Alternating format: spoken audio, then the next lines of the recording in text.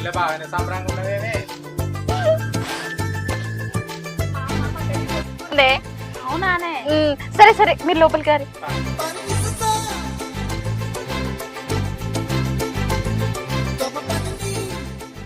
ఈ శివయ్య ఎప్పుడు ఎవరిని కలపాలో అప్పుడే కలుపుతాడు. నేను ఆపు తాగొద్దా నా పిచ్చి గాని.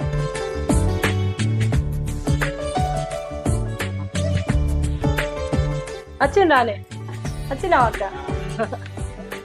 మొక్కుకోండి దేవుడు.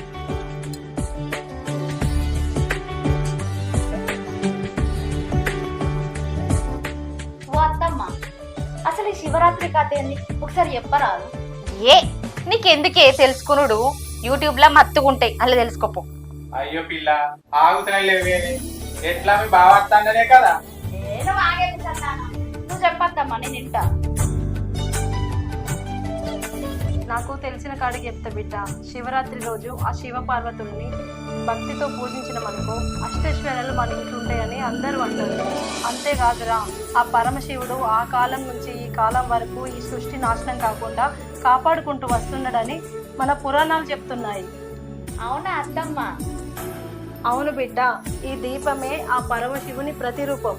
అందుకే మన భక్తితోని ఈ దీపం వెలిగించి కొలుచుకున్నామనుకో ఇంట్లోనే కొలుగుంటాడు. అందుకే శివరాత్రి పండుగ రోజు శివ జాగరణ చేస్తారు. అవును బిడ్డ, అక్క చెప్పింది నిజమే. అవునా అత్తమ్మ? ఇంత చరిత్ర ఉన్నదా? అయినా నీ బిడ్డ ఎంత గట్టి కోరుకుంటే నీ అల్లుని ఇంటికి వస్తాడు. నువ్వు కూడా దేవుని కోరిపోయే నీ రాజును పంపిస్తాడు. తర్వాత మంచిగా నీ కొంగు కట్టుకొని తిరుగు.